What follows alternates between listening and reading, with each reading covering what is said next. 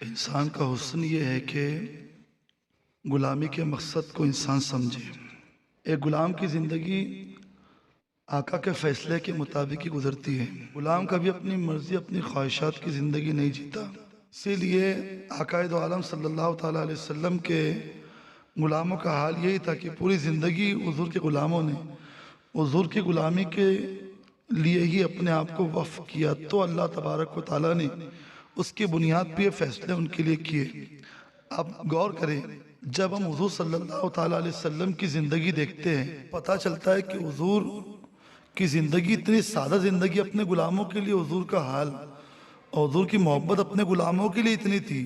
اس سے اندازہ لگ جاتا ہے جب آقا اپنے غلاموں سے اتنی محبت کرتا ہے، پھر غلاموں کا انداز مصطفیٰ جان رحمت صلی اللہ تعالیٰ علیہ وسلم سے غلامی کا کس طریقے سے رہا ہوگا۔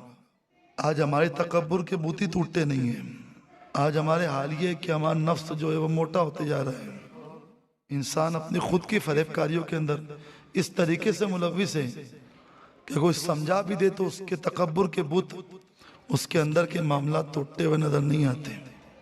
آپ کو میں بتاؤں، یہ تو آج ہمارا حال ہے نا۔ آؤ مدینے کی گلی کے اندر آقا دو عالم صلی اللہ تعالیٰ علیہ وآلہ وسلم صحابہ کے ساتھ بیٹھے ہوئے مسجد نبوی میں، اور صحابہ میں نام کون سے ہیں؟ عمر فاروق اعظم، صدیق اکبر، عثمان غنی اور ایسے اجلہ صحابہ، عشرہ مبشرہ میں جن کے نام آتے وہ صحابہ، حضور سب کے ساتھ بیٹھے ہوئے۔ اتنی دیر کے اندر ایک عورت ایک اوٹ سے جھانک رہی ہے حضور کو مسجد نبوی کے اندر۔ حضور نے حضرت بلال سے کہا کہ بلال جاؤ اور اس بڑھیا کو بلا کے لاؤ، اس کا مسئلہ کیا ہے۔ وہ کافی عمر کی عورت تھی، اس کے لیے پردے کی حدیں ختم ہو چکی تھی۔ وہ مسجد کے اندر صحن میں تشریف لائی، اس نے کہا کہ مجھے مصطفیٰ جان رحمت سے کہا میں حضور سے بات کرنی ہے۔ آقا دو عالم صلی اللہ تعالیٰ علیہ وسلم صحابہ کے درمیان سے اٹھے اور اس اکیلی بڑھیا کے پاس پہنچے۔ سبحان اللہ۔ آج ایک بیٹے کے لیے پانی کا گلاس اٹھ کے لینا مشکل ہے نا۔ آج اگر باپ کوئی بات کہہ دے تو پھر تو اس کے لیے تو ڈر لگتا ہے باپ کو کہ میں بیٹے سے بات کروں کہ نہ کروں۔ ماں کو ڈر لگتا ہے کہ میں بیٹے سے بات کروں کہ نہ کروں، اس کے مزاج کے مطابق بات ہے کہ نہیں ہے۔ مگر یہ مصطفیٰ جان رحمت کی ذات ہے کہ صحابہ کو چھوڑ کے حضور ایک بڑھیا کے لیے پہنچے، اور پہنچنے کے بعد کہا بڑھیا بتا کیا کام ہے اماں، میں بات سنوں گا۔ اس نے کہا کہ یہاں نہیں بات کرنی، مجھے بہت ساری باتیں کرنی ہیں اور بہت سارے دکھڑے آپ کو سنانے ہیں، تو بہتر ہوگا کہ آپ میرے ساتھ باہر چلیں۔ حضور باہر تشریف لے گئے۔ اس نے کہا کہ یہاں بھی بات نہیں کرنی، میدان میں چلے۔ حضور میدان میں تشریف لے گئے۔ کتاب کے الفاظ کہتے کہ وہ بڑھیا نہ جانے کتنے وقت تک کے حضور کو لے کے کھڑی رہی، اور کھڑے ہونے کا انداز یہ تھا کہ بس حضور کو اپنی باتیں بتاتی جاتی، حضور وہ باتیں سنتے جاتے، حضور کو اپنے بارے میں بتاتی جاتی، حضور سنتے جاتے۔ جب وہ بتا بتا کے تھک گئی نا، تو پھر اس نے اپنے طرف سے کہا کہ حضور میں جاؤ، تو حضور مسکرا پڑے۔ آقا فرماتے کہ تم جانے کے لیے کہتی ہو اس لیے بھیج رہا ہوں، مگر یاد رکھنا میں نے جانے کے لیے نہیں کہا۔ یہاں پر یہ بھی ایک بات ملتی ہے، واہ کیا جود و کرم ہے شہ بتہا تیرا، نہیں سنتا ہی نہیں مانگنے والا تیرا۔ حضور کا در ہے جہاں پر لفظ نا نہیں ہے، جو جاتا ہے اس کو نواز دیا جاتا ہے۔ تو حضور نے کہا میں نے جانے کے لیے نہیں کہا، اگر تو جانا چاہتی تو جا سکتی ہے۔ اس نے کہا ٹھیک ہے حضور۔ جب وہ جانے لگی تو حضور نے کچھ جملے کہے اس سے، وہ جب جملے اس نے سن لی نا تو اس کے چہرے کے اوپر مسکراہٹ آ گئی۔ جو ابھی تک رو رو سنا رہی تھی وہ مسکرا پڑی، اور حضور جب واپس تشریف لائے تو حضرت عمر فاروق اعظم کھڑے تھے۔ کہا کہ حضور آپ نبوت کا جسم لے کے اس کے ساتھ میں اتنی دیر تک کھڑے رہے، آپ جانتے ہو بڑھیا کون ہے؟ آقا فرماتے آپ بتا دو۔ عمر فاروق اعظم کہتے حضور وہ بڑھیا کا حال یہ ہے کہ مدینے کے اندر لوگ اسے پاگل کے لقب سے یاد کرتے ہیں، لوگ اسے پاگل سمجھتے ہیں، اور وہ جس جگہ جاتی ہے لوگ اس کو دیکھ کے راستہ بدل دیتے ہیں، کوئی اسے منہ نہیں لگاتا آپ اتنی دیر لے کے کیوں کھڑے رہے، کوئی اس کو سنتا بھی نہیں ہے۔ پھر آپ نے اتنی دیر تک کہ اس کی سنی کیوں؟ تو حضور صلی اللہ تعالیٰ علیہ وسلم نے عمر فاروق اعظم سے کہا عمر اس کی پوری مدینے میں کوئی نہیں سنتا. حضور کے جملوں کا لطف لینا، حضور کے جملوں کا سکون دیکھنا کہ ہمارے قلب کے اوپر کتنا سکون دیتے حضور کے جملے. آج بھی کوئی در مصطفیٰ سے قریب ہو تو جو سوغاتیں اس بڑھیا کو ملی کیا وہ ہمیں نصیب نہیں ہو سکتی؟ سوچے حضور نے کیا کہا ہوگا جب حضرت عمر فاروق اعظم نے کہا کہ حضور پورے مدینے میں اس کی کوئی نہیں سنتا. تو حضور صلی اللہ تعالی وسلم مسکرا پڑے. آقا نے کہا عمر پورے مدینے میں کوئی نہیں سنتا، اگر میں بھی نہ سنوں گا تو پھر کون سنے گا؟ اگر میں بھی اس کی نہ سنوں گا تو پھر اس کا سننے والا کون ہے؟ حضرت عمر نے کہا حضور یہ تو آپ ہی کی شان ہے، یہ تو بس ان کا کرم ہے کہ وہ سن لیتے ہیں، ورنہ یہ لب کہا فریاد سنانے کے لیے. پھر حضرت عمر فاروق اعظم کہتے حضور جاتے جاتے آپ نے کچھ جملے کہے اس سے، وہ مسکرا رہی تھی. تو آقا دو عالم صلی اللہ تعالیٰ علیہ وسلم نے فرمایا ہاں جب اس کی ہمت ٹوٹنے لگی تو میں نے جاتے جاتے اس کو ہمت دی. کہا کہ بڑھیا تو آج آ کے گئی ہے نا، تو جا رہی ہے، مگر سن لے جب بھی تجھے کچھ سنانے کا دل ہو اور پورے مدینے میں کوئی نہ سنے تو تب بھی آمنہ کے در پہ آ جانا. وہ آمنہ کے لال کے در پہ آ جانا، اللہ تبارک و تعالیٰ تیرے لیے خیر کے فیصلے فرما دیں گا. میں سنوں گا تیری بات. ضروری نہیں کہ ہر مسئلہ تعویذ سے حل ہو. میں اکثر کہتا ہوں ضروری نہیں کہ وہ انسان تعویذ ہی دے تو مسئلہ حل ہوگا. حضور کی امتیوں کا غم سننا بھی تو نبی کی سنت ہے. ہم نمازوں کے علاوہ مسجد میں بیٹھ جائیں، کسی کا درد سن لیں، کسی کا دکھ بانٹ لیں، کسی سے اس کے مسئلے کے اوپر بات کر لیں، کوئی طالب علم ہے اس سے پڑھائی کے معاملے میں بات کر لیں. ہم نماز کے علاوہ مساجد کے اندر رکنے کا معمول کریں تاکہ جو ہماری قوم بھاگتی نا اس کو رکائے مسجد کے اندر. کم از کم اس کے دل میں یہ بات تو ہو کہ مسجد کے اندر آنے کے بعد میں کسی دیندار کے پاس اپنا دل کا درد بیان کر سکتا ہوں. آج حال یہ کہ دینداروں نے غم سننا چھوڑ دیا اور پھر سیٹ اور بڑے بڑے چودھری اور بڑے بڑے ملک کے گھر پہ جانے لگے. کیا یہ بڑا پیسے والا ہے اس کے وہاں جائیں گے، مگر امت غریب مسجد میں آ کے تنہا دیکھنے لگے کہ کون ہے جو ان کی بات سنے. اور آج ہمارے پاس وقت ہی موجود نہیں ہے. جب ہم انہیں وقت نہیں دیں گے تو پھر یہ لوگ اسموکنگ کے لیے وقت نکالیں گے، پھر یہ لوگ ڈرنکنگ کے لیے وقت نکالیں گے، یہ لوگ دنیا کے ہر وہ گناہ جو دنیا میں عام ہو رہے ہیں اس کے لیے وقت نکال لیں گے. اس لیے اس سے پہلے کہ وہ اپنے غم کسی دوسرے کے پاس جا کے شیئر کرے اور وہ نشے کی طرف دعوت دے، ہم بیٹھ جائیں. یہ بیٹھ کے سننا بھی میرے مصطفیٰ کی سنت مبارکہ ہے. بیٹھ جایا کرے. حضور نے کہا جب کوئی نہ سنے تو میری بارگاہ میں سنانے کے لیے آ جانا. آمنہ کا لال سنے گا. یہ آمنہ کے لال کا در ہے، سنی جائیں گی یہاں پر. آج ہم سوچیں ہمارے پاس اتنا بھی وقت نہیں ہے. ہمارے پاس کسی کا مذاق اڑانے کے لیے وقت ہے. ہمارے پاس ہماری عبادت کے تکبر کے لہجے گنگنانے کے لیے وقت ہے. مرشد کہا کرتے تھے نشان سجدہ سجا کر غرور مت کر، وہ نیتوں سے نتیجے نکال لیتا ہے. وہ رب ہے، وہ نیتوں سے نتیجے نکال لیتا ہے. یہ تو حضور کی ذات ہے نا. حضور کے غلاموں نے بھی غلامی کا حق ادا کیا.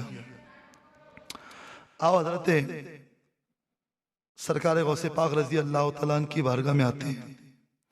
سرکار غوث پاک نے حج کا ارادہ کیا. پہلے سفر پیدل یا جانوروں پہ ہوتے تھے. جب ارادہ کیا تو کئی مریدوں کا جمع غفیر حضرت کے ساتھ پہنچا. ایک علاقے کے اندر پہنچے تو وہاں پر جتنے امیر تھے سب کے سب تیاریاں کرنے لگے. کہا کہ آج پیر مرشد ہمارے وہاں آئیں گے، آج سرکار غوث پاک کی آمد ہوں گی، ہم خوب برکتیں لوٹیں گے، ہم خوب رحمتیں لوٹیں گے، حضرت کی دعائیں لیں گے. اسی بستی میں ایک غریب بھی رہتا تھا جس کے گھر میں کھانے کے لیے نان شبینہ کے لیے بھی چیز موجود نہیں تھی. اس سے گھر کے اندر کھانے پکانے کے بھی لالے پڑے ہوئے تھے اور ساتھ ہی ساتھ بچی کی شادی بھی تھی. وہ قرض لے کے بھی شادی نہیں کر سکتا چونکہ پورے شہر میں کوئی قرض دینے والا بھی نہیں تھا، مگر وہ تھا قادری. یہ ہم کہہ دیتے قادری کر قادری رکھ قادریوں میں اٹھا. یہ قادری کر قادری رکھ قادریوں میں اٹھا کہنا آسان ہے. قادری ہونا، رہنا، اٹھنا بڑا مشکل ہے. دیکھو وہ غریب قادری ہے نا جس کے پاس سیٹوں کی طرح دولت نہیں ہے. اس نے دل میں خیال کیا کہ ایک طرف بیٹی کی شادی کے مسئلے، دوسری طرف سرکار غوث پاک کی آمد، میں کیا کھلاؤں، میرے تو خود کھانے کے لالے پڑے ہوئے، بلکہ وہ یہ سوچ رہا تھا کسی سیٹھ کے وہاں دعوت ہو تو میرا بھی جانا ہو جائے، میرا بھی کام ہو جائے۔ مگر وہ اپنے گھر میں بیٹھے بیٹھے رو رہا تھا۔ کیا دیکھا کہ اسے گھر کے باہر نعرہ تکبیر کی آوازیں آ رہی ہیں۔